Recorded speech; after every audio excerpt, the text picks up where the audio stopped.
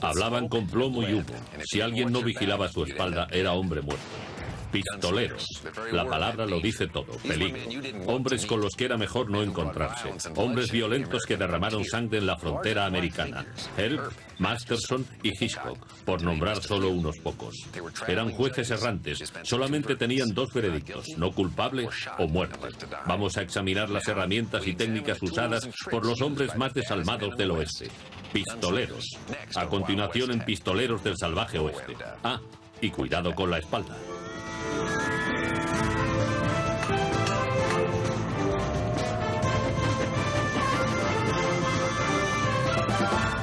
Pistoleros del Salvaje Oeste. Soy Keith Carradine. Si un hombre no tenía cuidado en el salvaje oeste, podía morir en un instante. Si se quería sobrevivir, era necesario dominar las herramientas del oficio. Y si el oficio era matar a otros, la herramienta era el revólver. El revólver fue probablemente la herramienta más usada en el salvaje oeste. Era un seguro de vida hecho de plata y marfil, mucho más fiable que los desagradables síntomas que se podían padecer tras haber pasado la noche con una de las chicas del salón. El revólver se llevó vidas, pero también ayudó a salvarlas. Por eso todos hablamos del salvaje oeste. El salvaje oeste no era lugar para los pusilánimes o los débiles, sino un lugar donde los hombres se endurecían, algo necesario para sobrevivir en la frontera. La justicia podía tener muchas caras, y una de ellas era un hombre llamado Wild Bill.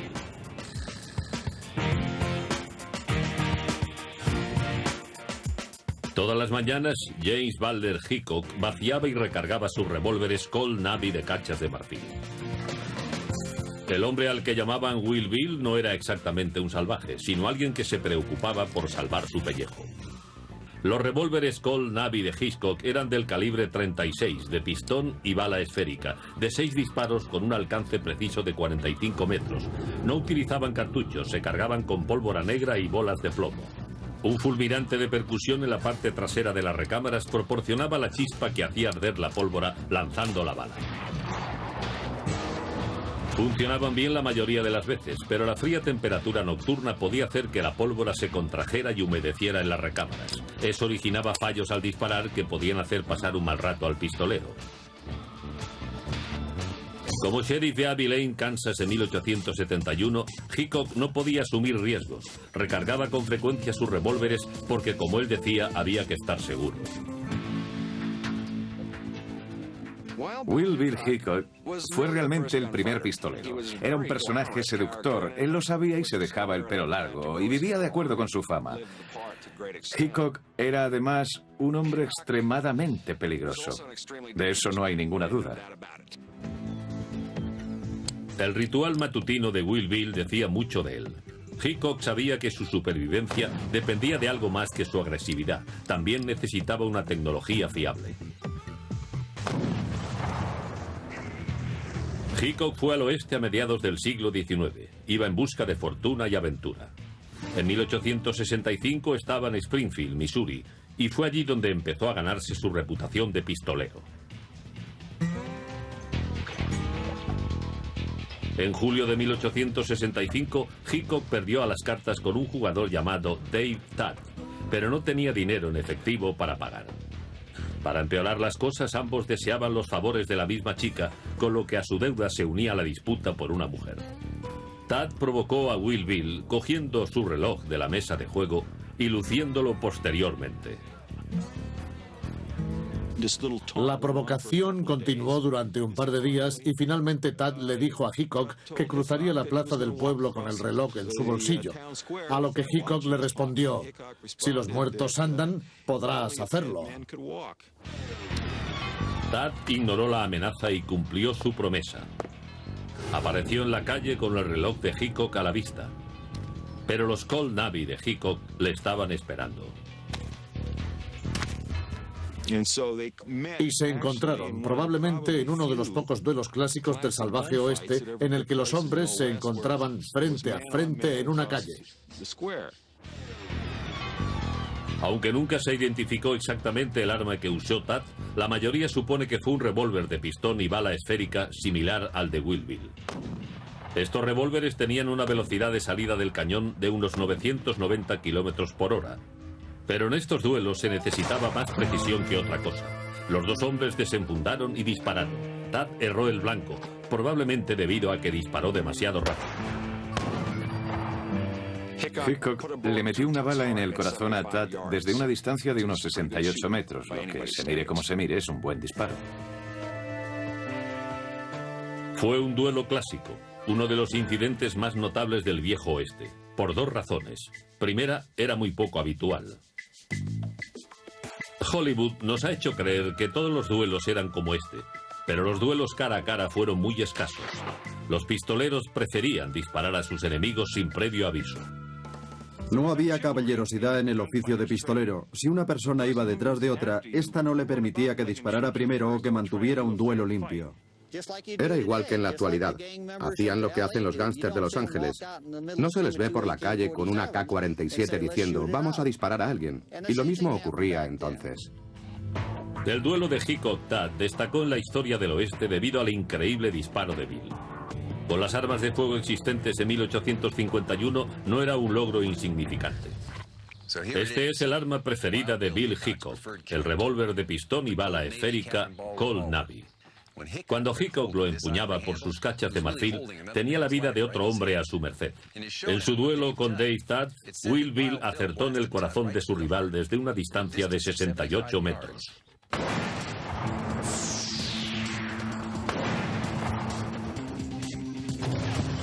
Pensemos en esto, un blanco del tamaño de un puño al que Hickok acertó a casi 70 metros de distancia. A esa distancia es como acertarle a un perro de las praderas desde el otro extremo de un campo de fútbol. Pero Hickok tenía una vista sorprendente y el pulso firme. Sabía que con ese revólver tenía que apuntar un poco alto, porque la gravedad hace que el proyectil caiga lo suficiente para cambiar una herida mortal en el corazón por una herida dolorosa en el vientre. Y no olvidemos que Tad a su vez respondía al fuego de Hickok. Para su desgracia falló y fue el último error de su vida. ¿Creen que disparar es fácil?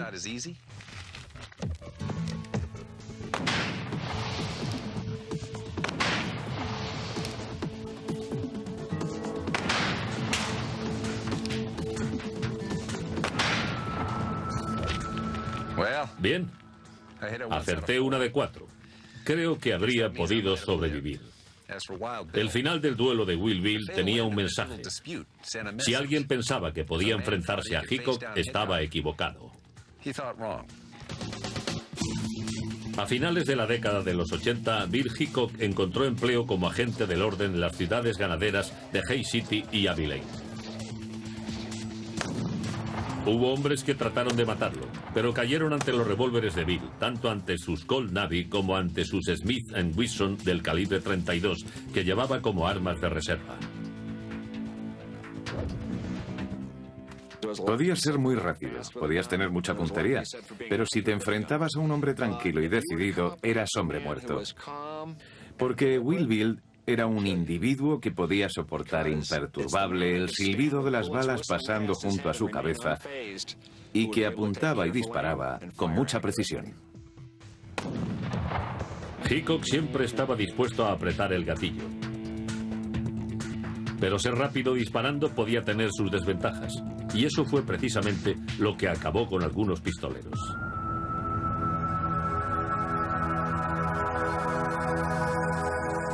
Estamos a 5 de octubre de 1871 y Bill Hickok es sheriff de Abilene, Kansas. Al terminar el día oye disparos fuera del Salón Álamo. Se encuentra a Phil Coy, un pistolero. Coy está borracho y buscaba pelea. Cuando Hickok llegó, Coy estaba en la calle con un revólver en la mano. Decía que había disparado a un perro. Wild Bill no le creyó y se dispuso a sacar sus revólveres. Coy disparó primero, pero la bala pasó entre las piernas de Hickok. Este disparó mejor y mató a Coy allí mismo. No había terminado Coy de caer cuando Hickok oyó unos pasos tras de sí. Se volvió y disparó instintivamente, acertando a Mike Williams en la cabeza, matándolo en el acto. Al momento el mundo se desplomó encima de Hickok, porque Mike Williams, el hombre al que acababa de matar, era su fiel ayudante. Williams había oído el tiroteo y había acudido corriendo desde el otro lado del pueblo para ayudar a Bill. Hickok nunca pudo superar aquella tragedia. Perdió su puesto en Abilene y 5 años más tarde fue asesinado durante una partida de póker en Deadwood, Dakota del Sur. Le dispararon por la espalda, probablemente con un Colt Navy. Murió de una manera lamentable. Fue una tragedia inesperada. Los pistoleros como Will Bill Hickok podían enfrentarse a 2 o 3 enemigos a la vez, pero para hacerlo necesitaban un arma tecnológicamente más avanzada, un arma repetidora. Armas de repetición. Los primeros pobladores del oeste no disponían de ella. Solamente tenían pistolas de un solo disparo y había que recargarlas. Sin embargo, esos pioneros tuvieron que enfrentarse con frecuencia a nativos que poseían armas rudimentarias, pero que no estaban limitadas a un disparo por minuto. Los indios eran muy diestros con el arco y las flechas. Un buen tirador podía disparar 5, 6, 10 flechas por minuto, así que llenaba el cielo con ellas. La destreza de un indio con el arco le reportaba una gran ventaja frente a los primeros colonizadores que no tenían armas que pudieran igualar su cadencia de disparo. Hasta que en 1836 un joven armero de Connecticut llamado Samuel Colt consiguió que la situación cambiara. Colt introdujo el revólver Patterson, una pistola con tambor giratorio que podía realizar 5 disparos sin recargar. El sistema Patterson introdujo un cambio en la cadencia de fuego. Colt ideó este sistema mientras vivió junto al mar. Cuando Samuel Colt tenía unos 14 años, pasó 2 años viviendo en la costa. Se fijó entonces en la rueda del timón que se usa para gobernar el barco y que en determinados momentos se fijaba para seguir un rumbo determinado. Este hecho le dio la idea de construir un tambor con recámaras que se detuvieran frente a un cañón único, y de esa manera nació el revólver de repetición. Fue como el Bill Gates de su época. Los ordenadores existían ya cuando Bill empezó a añadirles funciones. En la época de Colt ya existían los revólveres, pero él les añadió algunas peculiaridades. El Colt Patterson, por su avanzada tecnología, pasó a ser el favorito de los Texas Rangers. Este revólver se convirtió en una leyenda en Enchanted Rock. Durante el otoño de 1841, un ranger de Texas, Jack Hayes, subió a la cima de una gran formación de granito llamada Enchanted Rock para conseguir una mejor vista de la zona. Cuando descendía por ella, Hayes se encontró rodeado por un grupo de comanches hostiles. Provisto de un rifle de un solo disparo y de su nuevo revólver Patterson, el ranger se refugió y se dispuso a mantener un peligroso combate. Enchanted Rock, Texas, 1841. Separado de sus compañeros en una misión de exploración, Jack Hayes se encontró rodeado por un grupo de guerreros comanches. Hayes solo disponía de un rifle de un único disparo y un nuevo revólver, un Colt Patterson de 5 disparos. Los comanches utilizaban lanzas y flechas.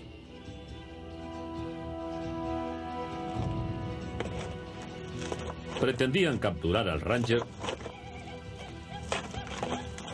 confiados en que poseería armas de un solo disparo.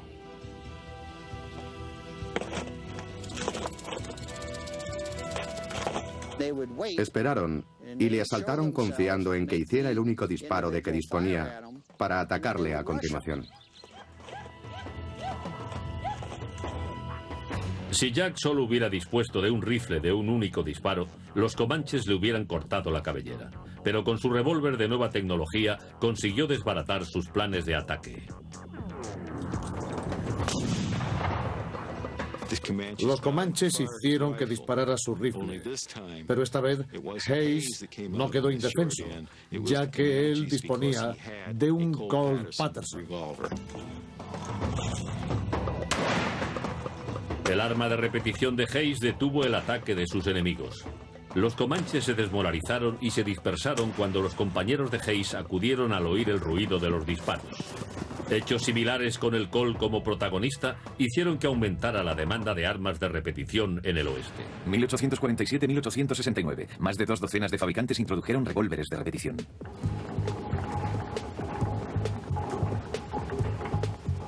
El reto en los fabricantes de armas del este había cambiado. Ahora debían resolver el problema de satisfacer la demanda de esta arma innovadora, lo que desencadenó una revolución en el proceso de fabricación. Sam Colt inventó y patentó herramientas como tornos y molinos. Fue el precursor de Henry Ford y de la industria moderna, que se desarrolló por primera vez en aquellos días. Se dio a conocer en todo el mundo el sistema americano de fabricación.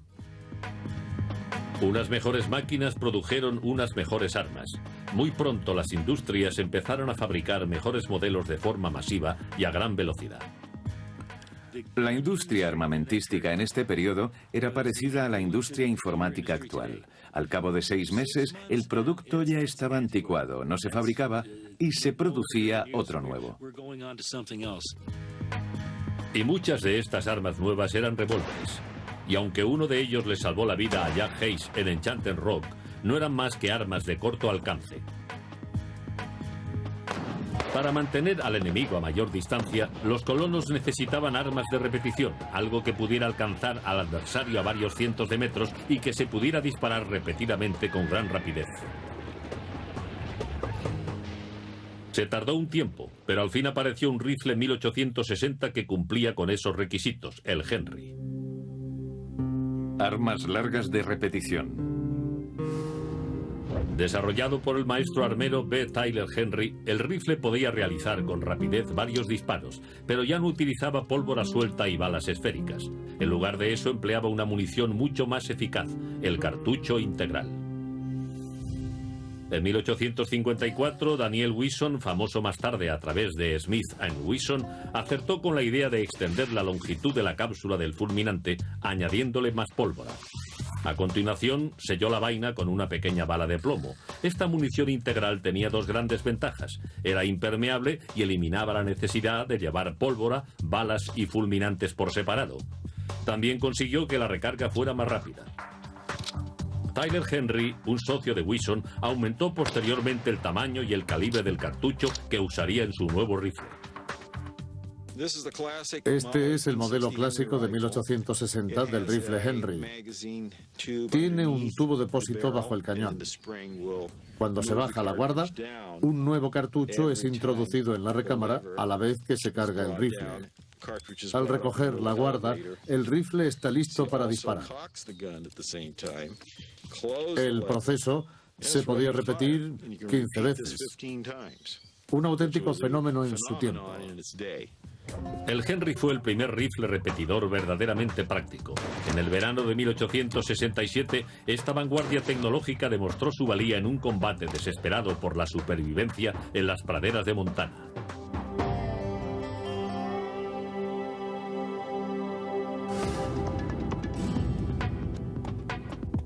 El 2 de agosto de 1867, un grupo de 19 soldados y 6 civiles abandonó el fuerte C.F. Smith para recoger heno con el que abastecer al ganado del ejército.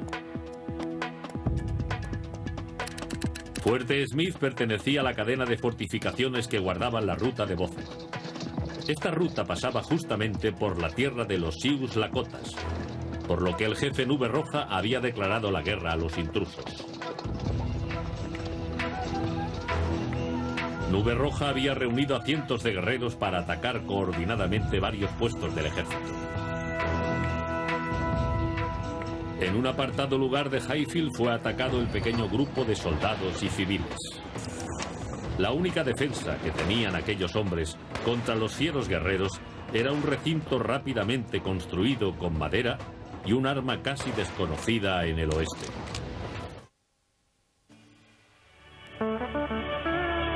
Territorio de Montana, 1867.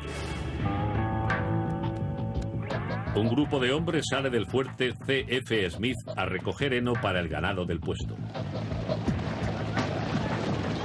Pero el grupo es atacado por un gran número de guerreros Sioux. Los indios rodearon a los trabajadores que se parapetaron tras un improvisado corral de troncos. Los soldados cogieron sus rifles estándar de disparo único y se prepararon para la defensa. Un miembro civil del grupo, Al Colvin, se refugió y se dispuso a disparar con su rifle.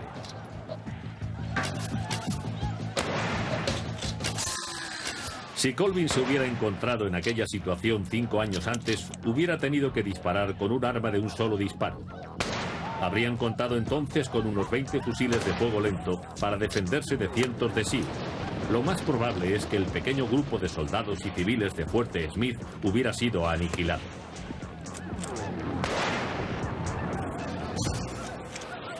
Pero estaban en 1867 y una tecnología mucho más depurada había llegado a manos de muchos colonos de la frontera: el fusil repetidor Henry. Y era precisamente un Henry el rifle que Colvin llevaba, además de munición en abundancia. Con un arma tan avanzada, Colvin creó inmediatamente una infranqueable barrera de plomo. Disparaba muy bien y a una distancia de hasta 70 metros mataba a un indio con cada disparo.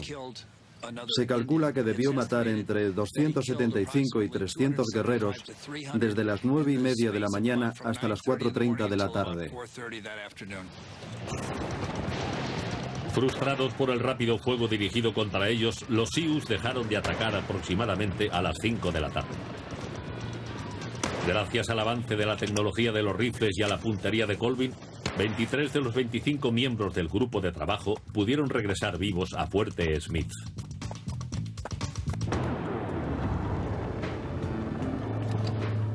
Una versión mejorada del rifle Henry fue el Winchester, un rifle repetidor que se convirtió en el favorito de los pistoleros. Pero las ventajas y facilidades para llevar y desenfundar el arma eran frecuentemente tan importantes como el arma misma. La tecnología de las fundas en el viejo oeste no tenía límites. Al igual que las armas de fuego que contenían, las fundas experimentaron varias transformaciones.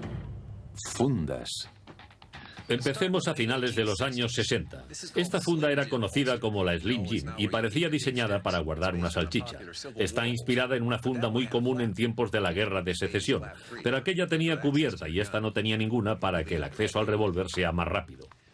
Al cabo de una década nos encontramos con una funda muy popular en los años 70. Es la que llamaban Mexican Loop y estaba hecha de una sola pieza de cuero. Era mayor y más ancha para acomodar cartucheras mayores. Los Colt Peacemaker eran muy populares y las fundas debían adaptarse a ellos. Ahora demos un salto a los años 90. Esta funda era descubierta, la Skellington Rig. Una funda de hombro para desenfundar rápidamente. También de los años 90, la Bridgeport Rig. Fíjense cómo gira, es como un teléfono móvil con su funda, propias para girar el revólver y disparar sin desenfundar. O si se quería, se podía desenfundar y utilizar el revólver normalmente. Era muy práctica cuando se estaba sentado y resultaba difícil desenfundar el revólver. No había más que girarlo y ya estaba listo. Pero no todos los pistoleros llevaban su arma bien visible en la cadera. En la mayoría de los pueblos del oeste, llevar armas era ilegal, a pesar de lo que vemos en las películas. Nadie entraba llevando un arma a un salón en el que todos tenían una. Eso podía traer consecuencias nefastas. Aunque muchos desobedecían la ley y llevaban armas, las llevaban ocultas, pero no las exhibían en la cadera. Iba contra la ley. Incluso los agentes de la ley, quienes sí llevaban armas, obviamente, las escondían con frecuencia bajo la ropa. En las mesas de juego, los jugadores como Doc Holliday solían llevar pistolas pequeñas llamadas Derringer. Eran lo suficientemente pequeñas para ocultarlas en un bolsillo del chaleco. Este es un Derringer clásico. Se abre apretando hacia abajo esta palanca. A continuación se bajan los cañones. Tiene otra palanca pequeña en el lateral que sirve para eyectar los cartuchos. Fáciles de ocultar, las pistolas de bolsillo eran también muy populares como armas defensivas entre las prostitutas. Hubo dos meretrices en El Paso que en 1890 se vieron involucradas en un tiroteo. Una fue alcanzada por la otra en lo que un periódico denominó el arco público, pero hubo un error tipográfico y escribieron el arco público. Muchos opinaron que aquella denominación era más adecuada. A los hombres que trabajaban fuera de las ciudades no les importaba mostrar sus armas. Llevaban las fundas que creían más apropiadas para su trabajo cotidiano. En Tucson, Arizona, en 1881, un duelo mantenido cerca de OK Corral ejemplificó a la perfección las diferencias entre los hombres de ciudad y los cowboys en la forma de llevar las armas. En el duelo se enfrentaron los IRP, agentes de la ley urbanos y jugadores, contra los Clanton y McLaury, vaqueros que trabajaban en ranchos fuera de las poblaciones. Los Clanton y los McLaury entraron en el pueblo el día del duelo en OK Corral. Desatendieron a la ley que les exigía depositar las armas y además las exhibieron claramente enfundadas a la cadera. Los IRP se percataron y se dirigieron al corral para desarmar por la fuerza a los vaqueros. Por el camino, otro agente local, John Behan, trató de impedir el enfrentamiento. John era también amigo de los Clanton y McLaury y les dijo a los IRP que se ocuparía del problema y les quitaría las armas a los vaqueros. Entonces ocurrió algo importante. Por el cine tenemos la idea de que todo el mundo llevaba los revólveres al cinto, pero Virgil Earp nos dice en su relato: cuando Behan nos dijo que estaban desarmados, yo cogí mi revólver y me lo pasé a la parte de atrás de la correa. Esto es lo que haría un agente de narcóticos de nuestros días, ¿verdad? Bien, entonces no llevaba funda. Los IRP continuaron su camino hacia el corral, pero no esperaban iniciar un tiroteo tan rápidamente. Wyatt Earp dijo que cogió su pistola y la metió en el bolsillo de su abrigo. Eran hombres de ciudad que llevaban las armas como hacen los de su condición, en bolsillos, no en fundas. Los vaqueros, por otra parte, llevaban calzones y revólver al cinto. Aquí el mito se separa de la realidad. Los Earp no llevaban fundas.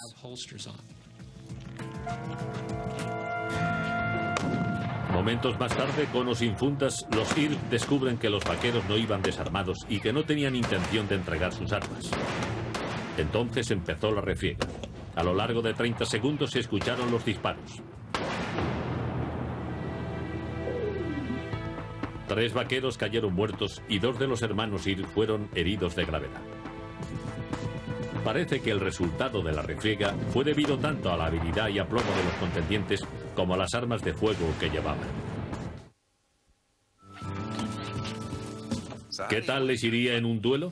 El legendario pistolero Wyatt Earp tenía una estrategia. Él decía: cuando tengas prisa, espera un poco. El pistolero sabía que si tenía que matar a un hombre antes de que éste le matara a él, no se podían cometer errores. Cualquiera que empleara trucos extraños al desenfundar, lo más seguro es que acabara muerto. Pero con la práctica se alcanza la perfección.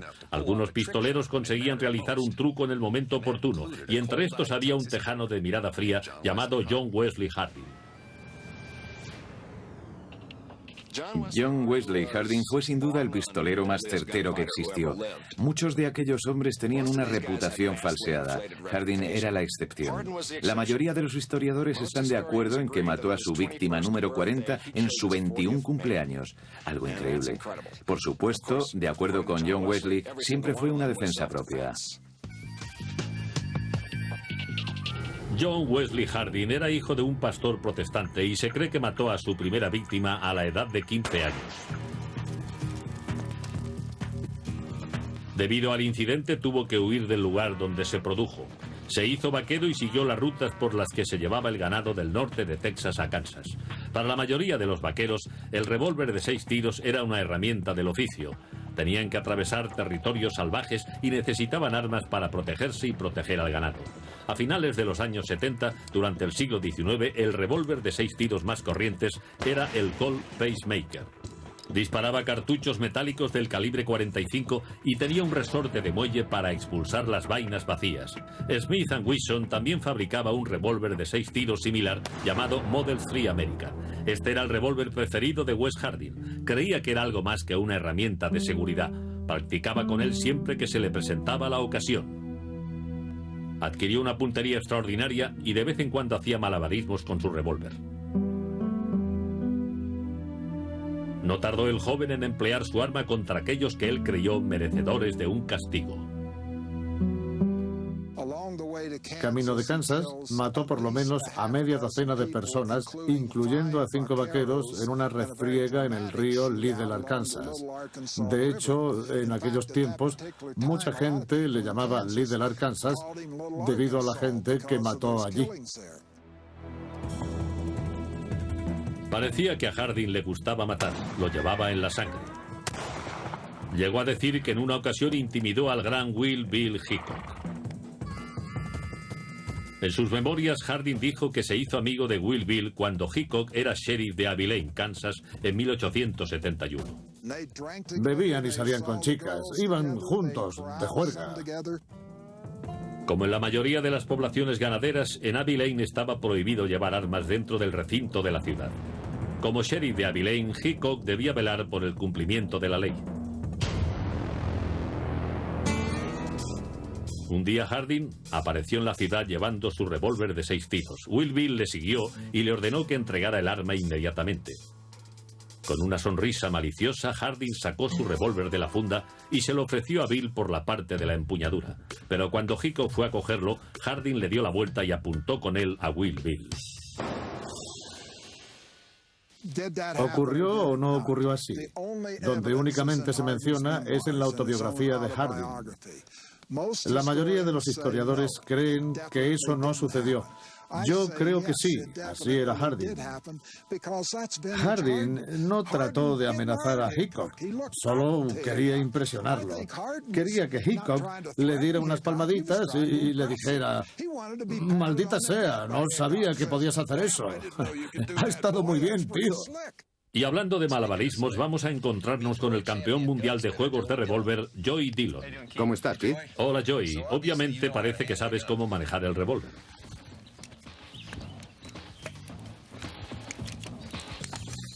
Obviamente. ¿Por qué no nos muestras el truco que le hizo John Wesley Harding a Will Bill Hickok? Muy bien, por lo que sé, esto es lo que hizo.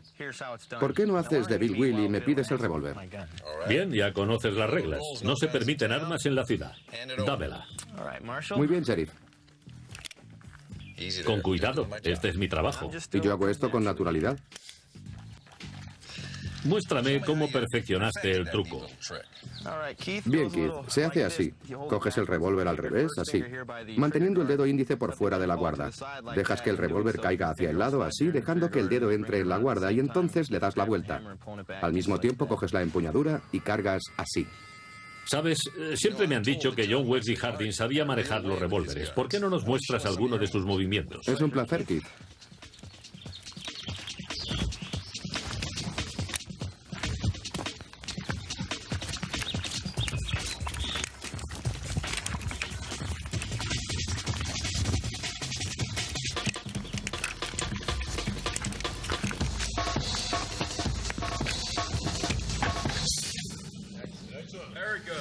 Impresionante, gracias por la demostración. John Wesley Harding vivía fuera de la ley, pero en una ocasión lo arrestaron y entonces empezó uno de los más interesantes capítulos de la historia del salvaje oeste. Por sus crímenes, Wes Harding pasó en la cárcel 17 años. Y algo increíble, estudió leyes en la prisión. Cuando salió era un hombre reformado, al menos hasta cierto punto. Fue admitido como abogado en Texas y abrió un bufete en El Paso. Sin embargo, le gustaba hacer exhibiciones con los revólveres. Se había pasado a los Colt y con frecuencia llevaba un pequeño Colt Thunderer del 41. Lo utilizaba para mostrar su puntería haciendo agujeros a naipes a varios pasos de distancia. Aún seguía sacando el revólver con increíble rapidez. Jeff Milton era el jefe de policía del Paso en 1895. Un día estaba cruzando el río junto con Harding para enfrentarse a unos tipos que habían amenazado a Wesley. Jeff estaba seguro de que no iba a la zaga de nadie con el revólver, pero después de aquella noche su opinión cambió. Vio que Harding sacaba rápidamente su revólver y ponía el cañón contra el vientre de un hombre. Luego diría que él no había hecho más que tocar su revólver cuando Harding ya había sacado el suyo. Se dio cuenta de lo que podía ocurrir si tuviera que arrestar a aquel personaje. Con el tiempo, Harding, ya envejecido, volvió a beber y a jugar de nuevo. Y un mal día se encontró con otro pistolero, John Selman. El 19 de agosto de 1895, Selman entró en el Salón Acme con un Colt Peacemaker en la mano y le disparó una bala del 45 por detrás de la cabeza. El proyectil salió por el ojo izquierdo. Es curioso, pero Selman fue diciendo que le había metido una bala por el ojo. Quería que pareciera que fue en defensa propia, pero le había disparado por detrás de la cabeza. Nadie le creyó, aunque alguien dijo al respecto lo que todos pensaban. Si le acertó en el ojo fue una excelente puntería, pero si le disparó por detrás de la cabeza fue una excelente precaución. No había duda de que el revólver de 6 tiros desempeñó un papel primordial para pistoleros como John Wesley Hardin. Pero el revólver era un arma secundaria en el viejo oeste. El rifle era realmente el arma principal.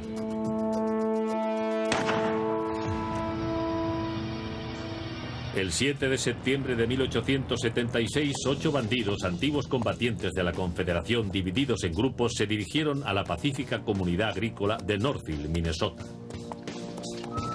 Esos rufianes estaban muy lejos de su casa en Missouri, pero según se decía, Northfield tenía un banco que rebosaba dinero yanqui.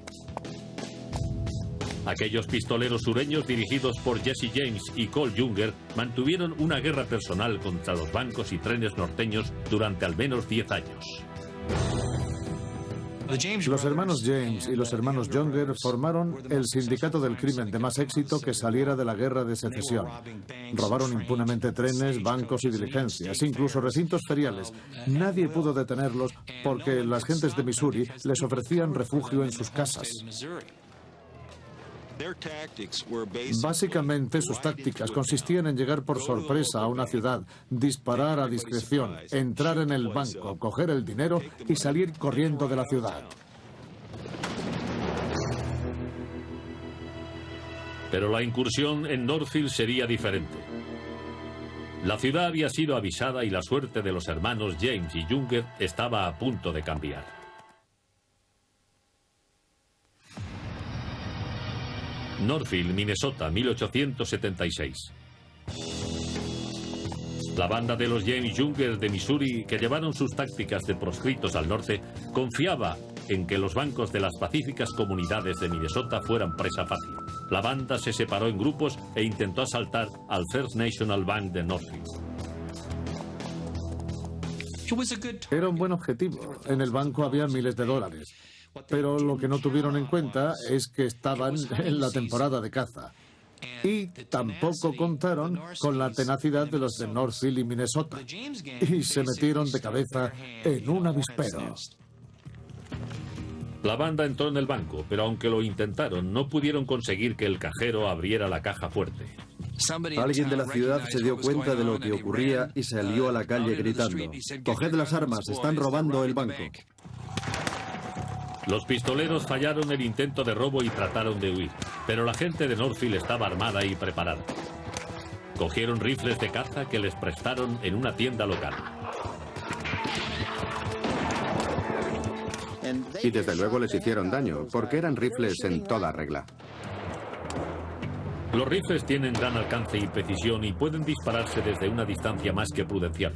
Si los ciudadanos de Northfield hubieran escogido revólveres, es probable que el resultado de la incursión hubiera sido diferente. Los revólveres de aquella época no tenían precisión más allá de los 45 metros.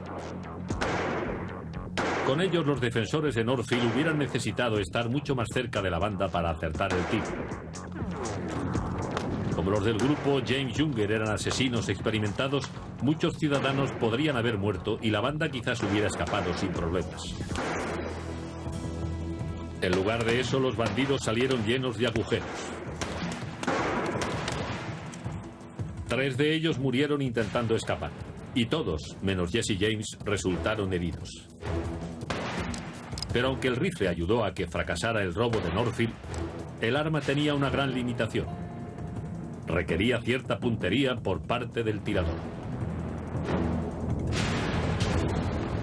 La escopeta era más tolerante y se convirtió en una de las armas más mortíferas del oeste. La mayoría de estas escopetas eran de 2 cañones y se abrían para cargarlas por la parte trasera. Esta escopeta debe ser del año 1870 aproximadamente. Es un modelo de cartuchos. Se abre bajando esta palanca. Eyecta los cartuchos, se cargan los nuevos y se cierra. Los martillos se activan manualmente uno tras otro. Tiene dos gatillos. Se pueden hacer 2 disparos seguidos o los 2 a la vez. 2 cañones y 2 gatillos proporcionaban el doble de disparos sin necesidad de recargar. Las escopetas disparaban cartuchos cargados con perdigones o postas.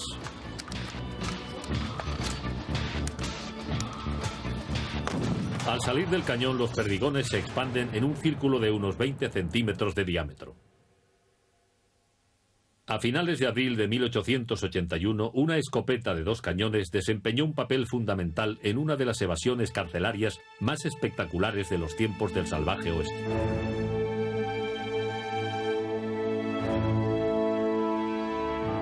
Un joven bandido llamado Henry McCarthy, más conocido como Billy el Niño, estaba preso con grilletes en las muñecas y en los tobillos. Se encontraba en el segundo piso del juzgado del condado de Lincoln.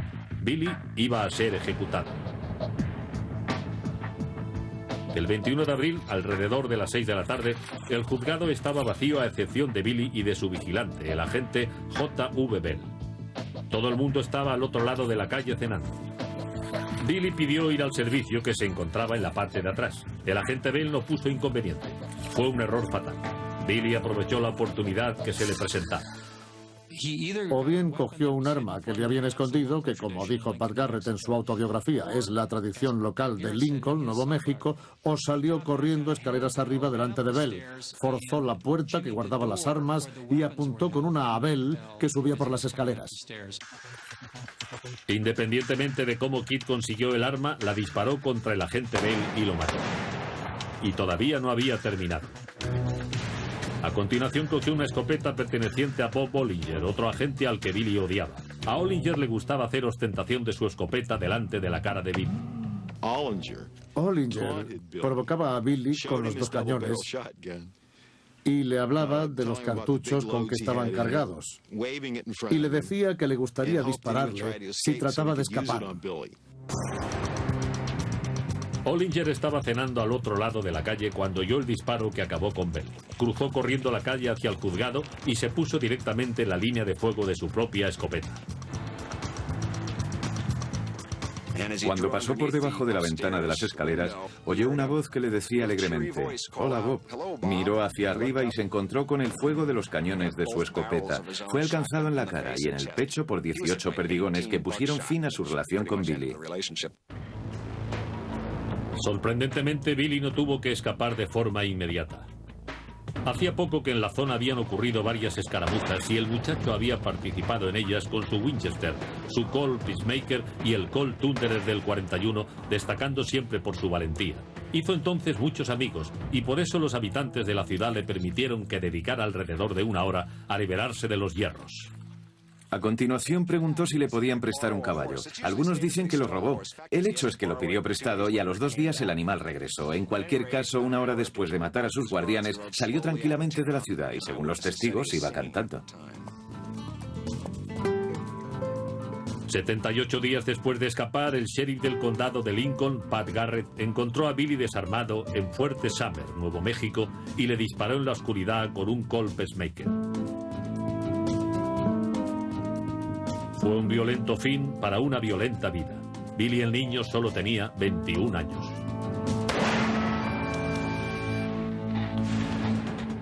Los pistoleros eran unos hombres rudos, acostumbrados a una vida dura. Sabían que en el salvaje oeste la muerte podía esperarles a la vuelta de cualquier esquina o al entrar en cualquier pueblo en busca de diversión. Para continuar con vida, los pistoleros tenían que utilizar la mejor tecnología disponible. Pero a veces ni siquiera esta resultaba suficiente. Pregunten a Will Bill Hickok, John Wesley Harding o Billy el Niño, hombres duros que vivían para el revólver y murieron por él.